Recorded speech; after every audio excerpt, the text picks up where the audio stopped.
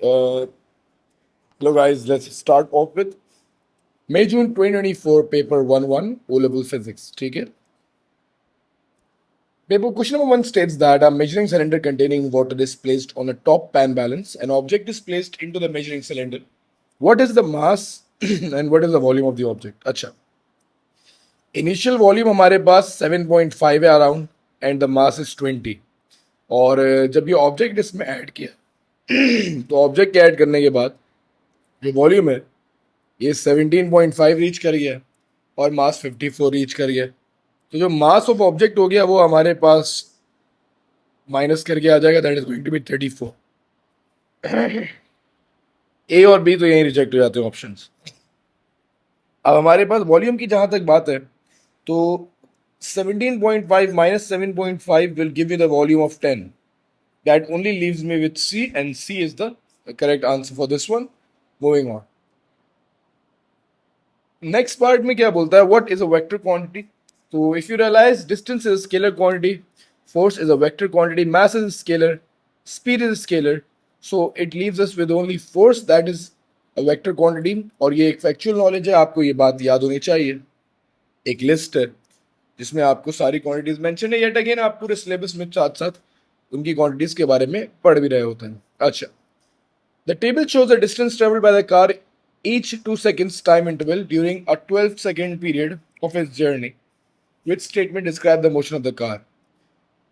If you look at the table, पहले 0 से 2 and 2 से 4 the distance travel is same. That means अगर मैं distance over time की बात करूँ तो distance over time is 2 and distance over again the time is 2. तो यहाँ तक तो speed constant है.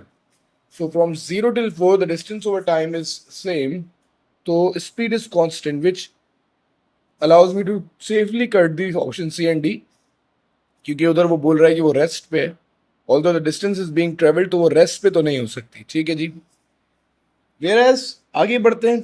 नेक्स्ट डिस्टेंस ट्रेवल बढ़ गया, थोड़ा और बढ़ गया और बढ़ गया. अच्छा, 10 से 11 हुआ, 11 से 13, 13 से 16. तो there is not constant increase. इसमें जो है इंक्रीजिंग इंक्रीज है. तो ये मैं कह सकता हूँ कि ये एक्सेलरेशन हो रही है. डेफिनेटली सेम टाइम पीरियड में ज्यादा डिस्टेंस ट्रेवल हो रहा है तो ये हो रही एक्सेलरेशन है. But if you look at it closely ये हमारे पास नॉन यूनिफॉर्म एक्सेलरेशन है. क्योंकि हमारे पास पहले स्पीड थोड़ी बढ़ी, 2 सेकंड में 11 मीटर्स का डिस्टेंस ट्रेवल किया गया, फिर अगले 2 सेकंड में 13 मीटर्स की स्पीड और बढ़ी. तो it's a non uniform acceleration. तो क्वेश्चन नंबर 3 में इट्स नॉन यूनिफॉर्म एक्सेलरेशन, ये sorry non uniform acceleration A. ठीक है जी. Moving on. Two cubes x and y have the same mass, but the length of side x is twice that of y. अच्छा, हमारे पास दो cubes है x and y, x and y.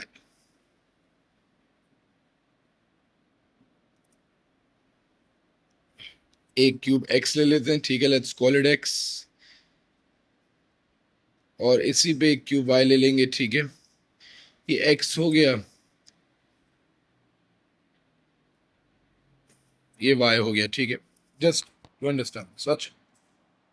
दोनों cubes है, सबकी लेंथ बराबर होंगी. The length of x is twice. ठीक है, अगर ये 2x है तो ये x है. ठीक है, मासेस सेम है, density is mass over volume. ऐसे क्वेश्चन के लिए आप रेशियो निकालते हो density of x over density of y का, मास ओवर वॉल्यूम ऑफ x. तो वॉल्यूम ऑफ x होगा 2x क्यूब्ड. अच्छा, ये 2x मैंने सिर्फ अपनी मर्जी से लिया, आप l ले सकते हो, 2l ले सकते हो, तो ये आपके ऊपर है. ठीक है, मैंने जैसे उसको बताने के लिए कि द लेंथ इज डबल, तो मैंने यहाँ पे एक ऐसे ही जो है एक वैल्यू ऑफ x ली है. ठीक है, and this can be written like this. मैंने किया मास ओवर वॉल्यूम ही है, मास दोनों का सेम है, इसलिए मैंने mx yx नहीं my नहीं लिखा. ये मासेस आर सेम.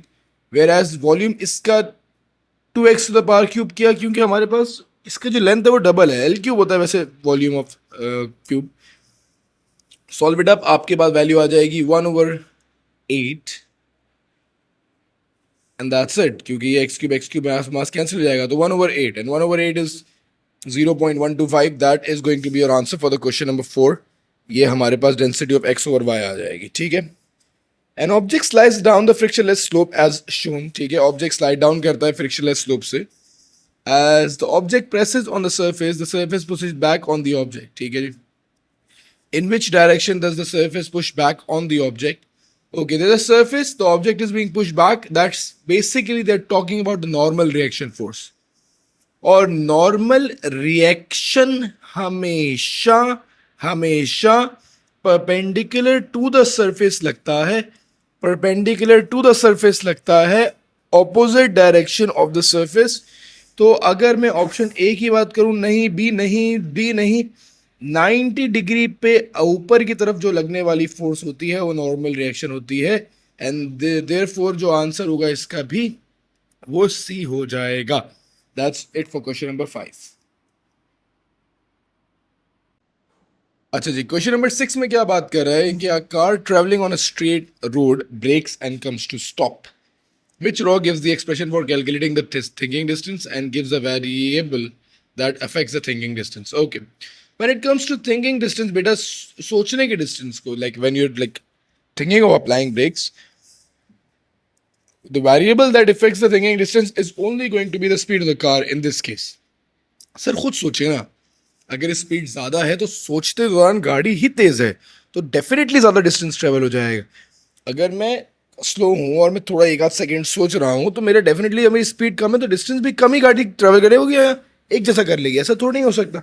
जिस गाड़ी की स्पीड ज़्यादा होगी वो उस वक्त में डिस्टेंस ज़्यादा ट्रेवल कर रही होगी, इसकी स्पीड कम होगी वो रिलेटिवली डिस्टेंस कम ट्रेवल कर रही होगी.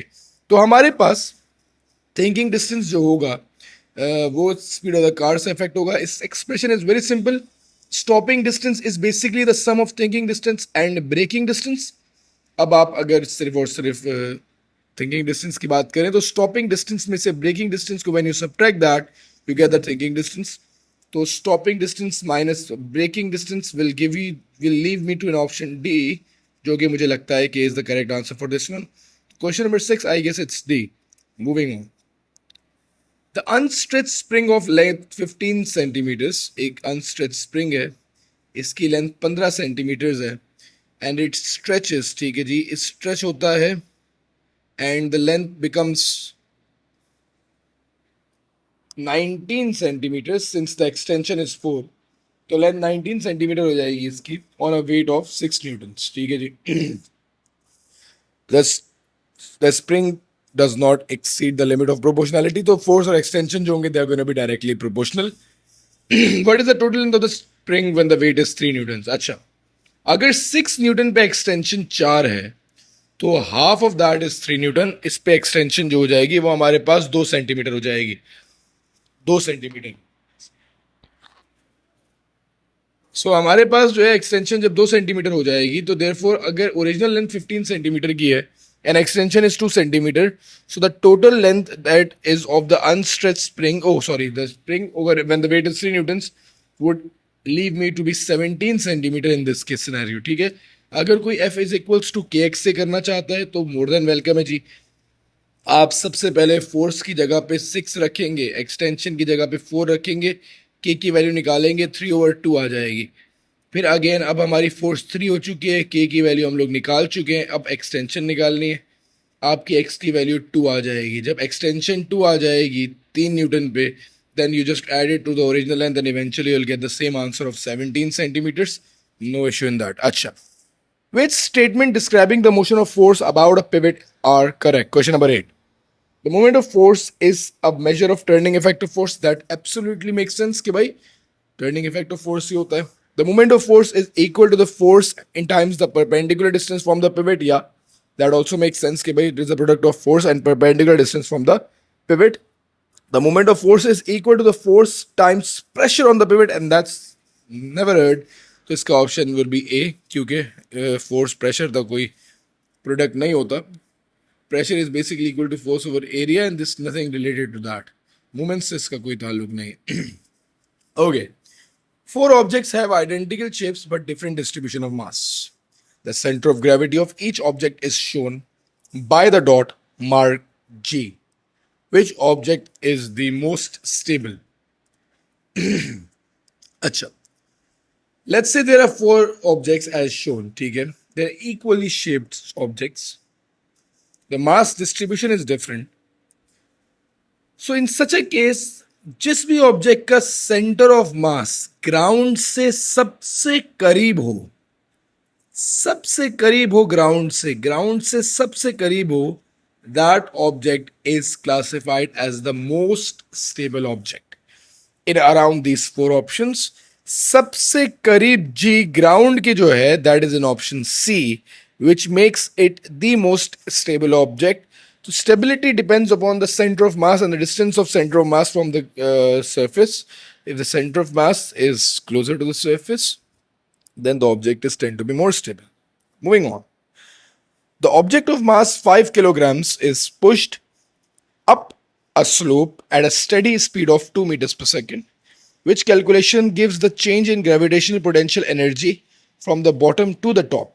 Change in gravitational potential energy is basically given by mgh, and the height is always the vertical height. So h की जगह you would take 3, gravity की जगह you would take 9.8, and mass of the object will be 5. That would give me the change in gravitational potential energy. So 5 times 9.8 times 3 is only in option B, which makes option B the correct answer for this one. Moving on. A student of mass 60 kgs climbs some steps. He travels a horizontal distance of 2 meters and a vertical distance of 1.5 meters. What is the work done against the force of gravity? Okay, work done against the gravity. So, work done against the gravity is basically moving against the gravity a distance of 1.5. Work done is the product of force and displacement covered against gravity definitely. और जो इसके force की travel करेगा that is going to be the weight of जी object. ठीक है जी.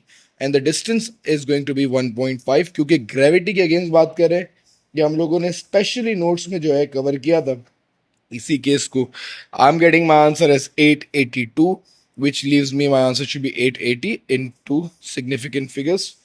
ये आपकी वैल्यू होनी चाहिए. That's question number 11. The answer should be C, and that should be it. Okay.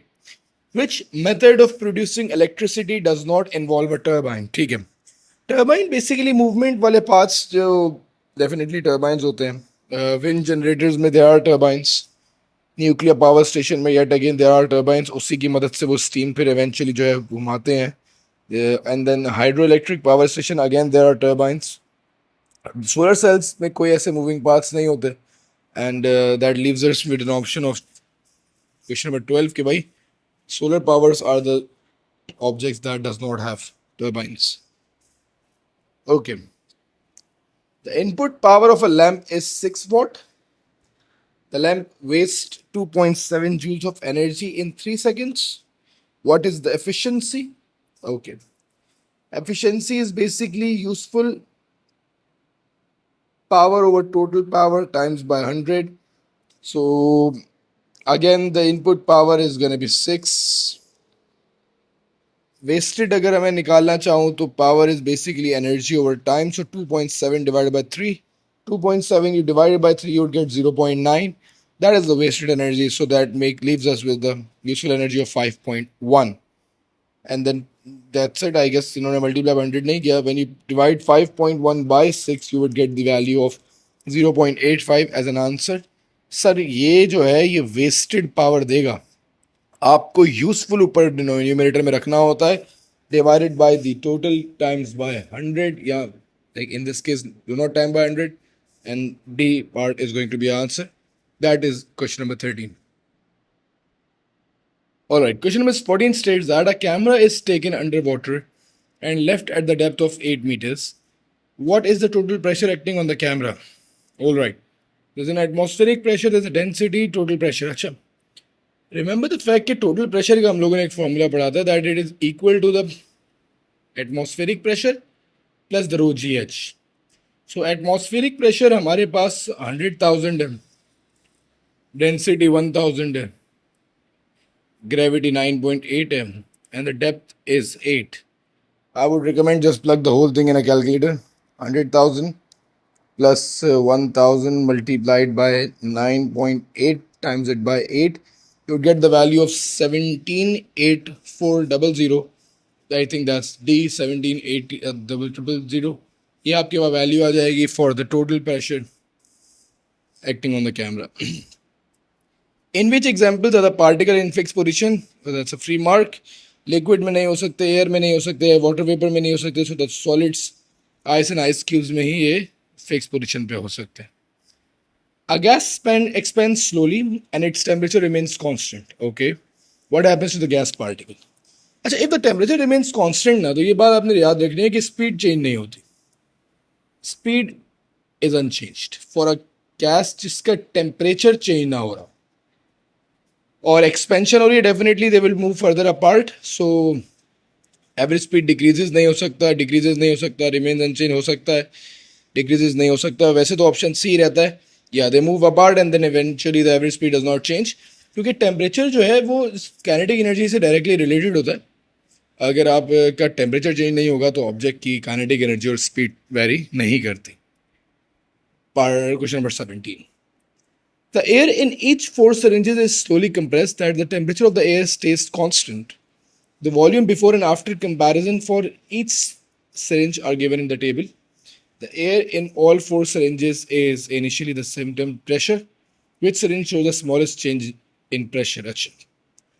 Pressure is inversely proportional to volume. When you decrease the volume, the pressure increases. इस question के अंदर if you look at that, पहले situation में 50 से 10, so there is a division of 5, 5 गुना the factor of 5 ये reduce हो गया, 5 डिवाइड बाय 5 हो गया. In second 150, this just dividing by 2, ठीक है, आधी हो रही है वॉल्यूम, डेफिनेटली प्रेशर डबल हो जाएगा इसमें, क्योंकि ऊपर वाले में वॉल्यूम 5 गुना से कम हो रही है तो प्रेशर 5 गुना से बढ़ जाएगा, ठीक है. इस केस में भी this a huge in change in pressure. Volume बहुत जो है 8 के हिसाब से डिक्रीज हो रहा है, उसमें 4 के हिसाब से डिक्रीज हो रहा है. तो आई वुड सजेस्ट कि इसका ऑप्शन बी इस वजह से लिखिएगा, याद रखिएगा इस बात को कि नंबर्स पे नहीं जाना. यू एक्चुअली हैव टू सी कि पहले और आखिर वाले नंबर्स के अंदर डिवीजन रेशियो कितना है, and that would tell you कि प्रेशर का चेंज कितना होगा, क्योंकि जिस रेशियो से वॉल्यूम डिक्रीज होगा उसी रेशियो से प्रेशर इंक्रीज होता है. And that's for question number 17. The temperature of a substance is measured with a liquid in glass thermometer. Which physical property changes so that the temperature can be measured? So basically expansion hoti, and the physical quantity that is being changed over here, that's the volume of the liquid, the expansion of the liquid. और बाकी सारी चीज़ें पढ़ने की भी ज़रूरत नहीं, क्योंकि थर्मोमीटर में वॉल्यूम चेंज हो रहा होता है, एक्सपेंशन ऑफ मर्करी हो रहा होता है, जिसकी वजह से हमें पता चलता है कि टेम्परेचर कितना आ रहा है. Boiling and evaporation are different processes. Which statement is correct? So for 19, boiling only occurs on the surface. That's wrong. Evaporation only occurs when the temperature of the liquid is high enough. That's wrong. किसी भी temperature पे evaporation हो सकती है. Evaporation does not change the temperature of the liquid. That's again wrong. When evaporation, there's a cooling effect. Temperature do change. When a boiling liquid is heated, its temperature remains constant. Yes, that's because अब उसमें heat जो है latent heat के terms में store हो रही होती है, and the temperature remains constant. Question number 20 states that a glass beaker contains water. When the center of the base of the beaker is heated, a convection current is set up. Which statement explains this? The evaporation of the water causes water molecules to rise to the surface. So question number 20 में that's does not explain the surface, ठीक है, evaporation का कोई rate नहीं है. The expansion of the water molecule causes them to rise to the surface. Nah, does not make sense again. The water above the heat source rises. Yeah, the water gains heat at the bottom, rises up, cool molecules come down, becomes less than. That's correct. The water at the side falls through the and becomes less than. That's wrong again. तो convection की definition एक अच्छी साफ सुथरे अंदाज में उन्होंने पूछी हुई थी. So that's question number 20 guys. Option C, क्योंकि वो जहाँ पे हीट दे रहा हूँ वहाँ से फिर definitely heat gain and expand and less dense and then eventually it would rise up and colder more dense molecules will replace that. That's basically convection. Question 21 states that a hot meal is supplied in a container made of shiny metal foil. Why does container helps to keep the food warm? Okay, the container traps air which increases convection. अच्छा, colour की बात हो रही है, that's not the right choice over here. The foil is a poor thermal conductor. Again, ऐसा नहीं है, it's aluminium, ठीक है. Shiny metal foil is good absorber of infrared radiation. It's a reflector. It's a good poor emitter of radiation. Yes, it does not allow radiation to emit. वो जो उसकी heat है वो अंदर ही स्टोर रहेगी and that would be the option over here. Question 21 का answer D होगा. Which quantity is defined as the number of wave passing a point per unit time? That's, I guess, frequency. Number of wavelengths passing a point per unit time. That's the exact definition of frequency. So nothing to explain over here. Question 23. A plane mirror forms the image of an object. What are characteristics of the image formed? So image formation में image की जो definitely mirror image होती है, that's a virtual image and that is always same size as the object. So question number 23, the option is going to be B. ये mirror image की पूरे lecture में हम लोग discuss कर चुके हैं. Alright guys, question number 24 में क्या state करता है? A ray of light strikes the reflecting the surface of the glass block at an angle of 45 degrees. अच्छा जी, the refractive index is given in the question. ठीक है जी, आपके पास refractive index दिया हुआ है that the refractive index is 1.8. What is the angle of refraction inside the block? Angle of refraction निकालना है. अच्छा, sine I over sine R का फॉर्मूला है, इंसिडेंस इज 45. ठीक है जी, R is unknown 1.8. Cross multiply कर देंगे. Sine inverse of sine 45 over 1.8, and when you do that, sine inverse of sine 45 divided by 1.8, आपकी जो वैल्यू आएगी that is going to be equal to 23.13. तो 23 degrees is going to be the answer. ये आपके पास इसका question number 4 का answer हो जाएगा. Describe what diagram shows the ray passing through a converging lens. Converge means they have to meet together. If you look at them, ये converging नहीं है. ये देखो, ये light rays यूं जाने चाहिए but they are like basically diverging. इसमें भी they are diverging. In this one it's also diverging. But if you look at that, इसका actual path ये था but they are like meeting inwards. वो मिलना चाह रहे हैं. They converge. Although they like the rays themselves are not going to meet, but इससे पास करने के बाद वो कन्वर्ज होती हैं. दे आर लाइक इनका एंगल अंदर की तरफ बेंड हो रहा है. So therefore B is the correct answer for this one. The beam of white light is incident on the glass prism. X and Y are the two ends of the visible spectrum. Which statement is correct? All the light travels at the same speed in the prism. That's wrong. V is equals to f lambda. So wavelength and speed are basically like directly proportional. So frequency same रहती है, ऐसा नहीं होता कि speed same रहे. Wavelength और speed are the things that change. Light at x has a lower frequency. ऊपर वाली frequency हमेशा कम होती है, नीचे वाली frequency हमेशा ज़्यादा होती है. So तभी violet सबसे ऊपर है and red, sorry, सबसे नीचे and red सबसे ऊपर है. Light at x, ये सही है statement वैसे ना. I guess B is the correct answer, but C भी पढ़ लेते हैं. The light at x reflects more. X reflects more. That's wrong. The white light refracts away from the normal. That's wrong as well. So B is the correct answer. 26. The answer should be B. Which component of the electromagnetic spectrum are used to communicate from a remote controller to a television set and from the earth to a satellite? Okay. So अच्छा, earth to satellite की बात करें तो guys हमारे पास जो remote controller के अंदर होता है वो तो इंफ्रारेड होती हैं, और अर्थ और सैटेलाइट में देर ऑलवेज माइक्रोवेव्स. ठीक है, रेडियो एंड माइक्रो. सो ये हाई वेवलेंथ वाली वेव्स होती हैं. सो इसका आंसर ए होगा. लाइट कभी भी कंट्रोलर्स में नहीं होती. You can't see the television controllers emitting light. So basically they are using infrared radiations. Okay guys, question 28 की वर्किंग को देखिएगा. ये क्या बोल रहा है कि a student claps his hand in front of the wall and hears the echo. He claps at the same moment as he hears the echo of the previous clap. Another student starts the stopwatch on the first clap. ठीक है, clap किया, sound goes, comes back and stops it at the 11th clap. अच्छा, मतलब 11th clap का मतलब है first clap पे start होगा, सेकंड पे, थर्ड पे, फोर्थ पे, सिक्स्थ पे, सेवन्थ, एट, नाइन्थ, 10th पे जो क्लैप करेगा that is going to be 11th clap. ठीक है, तो बेसिकली ये जो साउंड ट्रेवल करेगा that would travel this distance x 10 times twice.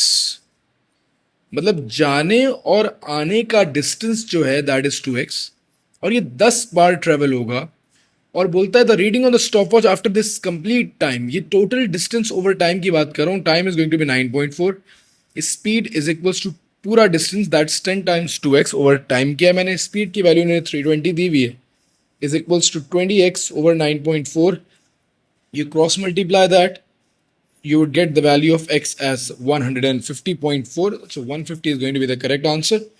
काफ़ी अच्छा सवाल है ये, बहुत अच्छा मज़े का सवाल है, इसमें बहुत सारे बच्चे 11 कर देते हैं, दैट्स अ मिस्टेक जो कि बहुत कॉमनली देखी जा सकती है.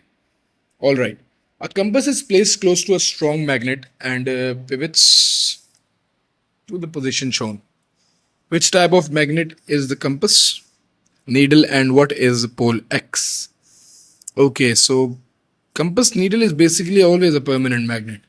So when it comes to compass needle, it's a permanent magnet. So induced magnet तो नहीं होता, ठीक है, तो ऑप्शन ए एंड बी तो यहीं से कैंसिल आउट हो जाते हैं. अच्छा, अब अगर याद रख करें तो ये कंपस नीडल का जो ये होता है, this is basically magnetic north pole, ठीक है, तो ये रिपेल्ड है, तो हमारे पास ये पोल डेफिनेटली नॉर्थ होना चाहिए in order to make it repelled, तो X should have been a north pole ताकि कंपस उससे रिपेल कर जाए, तो that's C should be the correct answer for this question. Moving on, plastic and wool are insulating materials. Samples of plastic and wool are rubbed together. This causes the transfer of electrons, which raw shows the direction of electrons transfer and the final charge on both materials. अच्छा जी, plastic wool, final charge on plastic, final charge on wool. Very well, ठीक है जी. Plastic wool, okay. Plastic and wool are insulating materials. Some example of ठीक है, they're rubbed together. Okay okay, अच्छा, plastic जो है gains electrons, definitely वूल loses electrons, तो एक चीज़ positive एक चीज़ नेगेटिव हो जाएगी, ठीक है, इनमें से कुछ भी न्यूट्रल नहीं रह सकता, तो हमारे पास न्यूट्रल तो कुछ भी नहीं रह सकता, ये दोनों ऑप्शन तो कट गए, ठीक है. जो इलेक्ट्रॉन गेन करता है वो नेगेटिव हो जाता है, और यहाँ पे इलेक्ट्रॉन प्लास्टिक गेन कर रहा है, plastic is becoming negative, wool electron lose कर रहा है, वूल इज बिकमिंग पॉजिटिव. तो I think it's very simple, थोड़ा सा इसमें सोचें तो B is the correct answer, इसमें कुछ भी नहीं. Very good question. Okay, which circuit contains a heater and a fuse? Question 31 contains a heater and a fuse. My god, that's very easy बेटा, ये सिंबल्स आपको पता होने चाहिए कि हीटर कौन सा है और फ्यूज कौन सा है. तो फ्यूज हमेशा इट्स लाइक अ रेजिस्टर जिसमें बीच में ये होता है, and heater is like this, तो दैट्स समथिंग आई गेस, थोड़ी सी अगर आपकी नॉलेज अच्छी है तो ये आप कर सकते हैं, ठीक है. A light dependent resistor LDR is used to as an input sensor for an intruder alarm circuit. When there is no light on the LDR, the lamp switches on. The resistance of the fixed resistor is less than that of the lamp. Which diagram shows the circuit? ठीक है, LDR जो है is used as an input sensor, ठीक है, and the intruder alarm circuit, ठीक है, there is no light on the LDR and the lamp switches on. The resistance of the fixed resistor is less than of the lamp, ठीक है. Which circuit diagram is correct? अच्छा, ठीक है यार, अच्छा सवाल है, दिस इज गुड क्वेश्चन, ठीक है. बोल रहा है एक लाइट डिपेंडेंट रजिस्टर है, उसको एज एन इनपुट सेंसर इस्तेमाल किया इंट्रूडर अलार्म्स में, सही है. when there is no light the LDR and the lamps when there is no light on the LDR the lamp switches on, ठीक है. LDR पे जब कोई लाइट नहीं होती तो लैम्प स्विच ऑन हो जाता है. The resistance of the fix resistor is less than that of the lamp, ठीक है, फिक्स रजिस्टर की रेजिस्टेंस कम है, डेफिनेटली करंट जो है उसमें जाएगा. Which diagram of the circuit is correct, ठीक है. क्वेश्चन नंबर 32 को अगर आप गौर से देखो तो हमारे पास जो लैम्प है, the purpose of the lamp is to like give light on the LDR ताकि इंट्रूडर अलार्म जो है काम कर सके, ठीक है, लाइट अगर उस पर पड़े तो वो इंट्रूडर अलार्म काम कर जाए. ये पर्पस है, ठीक है. तो इस केस में क्वेश्चन नंबर 1 में ए में तो हमारे पास LDR कनेक्टेड ही गलत है, लैम्प के साथ होना चाहिए, ठीक है, तो ए तो ऑप्शन इज रॉन्ग, ठीक है. Whereas for option B ये मुझे ठीक लग रही है, ठीक है, पैरेलल में कनेक्टेड है, इसकी रेजिस्टेंस कम है, ये सीरीज में कनेक्टेड है, लैम्प इसके साथ पैरेलल में कनेक्टेड है, ठीक है, तो I guess this is also this make sense. C में भी डजंट मेक सेंस, सीरीज में कनेक्टेड है, और डी में भी अगेन सब कुछ सीरीज में, तो ये भी सेंस नहीं बनाता, तो B is the correct answer. तो इसका आंसर जो है बी होना चाहिए. A potential difference of 4 volts produces a current of 3 amperes in the resistor. How much energy is transferred in 10 seconds? E is equals to VIT. Voltage is 4, current is 3 times 10. Just, I guess, basic formula की working है. 4, 3 and 10. You just multiply them together, you get 120. और ये आपका correct answer हो जाएगा. ठीक है, E is equals to VIT के फॉर्मूले से. The diagram shows a generator. What are X and Y? Okay. X is a permanent magnet and the south pole. Definitely. तो ये A और B तो कट गए. ठीक है. और हमारे पास ये जो है ये जनरेटर में हमेशा होते हैं स्लिप रिंग्स और मोटर में होते हैं स्प्लिट रिंग कम्यूटेटर्स. ठीक है, तो ये अगेन कॉमन सेंस थोड़ी सी यूज करनी है. The diagram shows a loud speaker that is producing a sound. A student writes 4 statements about the loudspeaker. Which sentences are correct? 35 is a good one. Acha. There is a direct current in the coil of wire. That's bullshit. Loudspeaker alternating current पे काम करता है. ठीक है. So the first statement is wrong. ठीक है. The current in the coil produces a changing magnetic field. That's absolutely right. Induced EMF. इसमें loudspeaker की वर्किंग में पढ़ा था. Force is produced on the coil of the wire attach to the cone. Very good. Force produce होती है तभी वो vibration create करता है एंड देन इवेंचुअली जो है साउंड क्रिएट होता है. The coil spins around due to the force and that's wrong again. Coil कोई स्पिन नहीं करती. एक तो मैग्नेटिक फील्ड बिल्कुल इंड्यूस होती है और प्रोड्यूस होती है. चेंजिंग मैग्नेटिक फील्ड ट्रांसफॉर्मर वाली वर्किंग से सिमिलर था. और फोर्स प्रोड्यूस होती है कॉइल पे because of that Fleming's loss. तो सी इसका करेक्ट आंसर है because 2 and the third statement is correct. बाकी सारी मेक सेंस नहीं है. ठीक है. A step down transformer changes 240 to 12. There are 600 turns in the primary coil. How many turns are there in the secondary coil? Again, ratio of voltage. Ratio of turns कर देते हैं. Step down transformer initial turns primary में 600 है, secondary के निकालने हैं. तो just इनको फॉर्मूला याद होना चाहिए. V P over V S is equals to N P over N S वाला.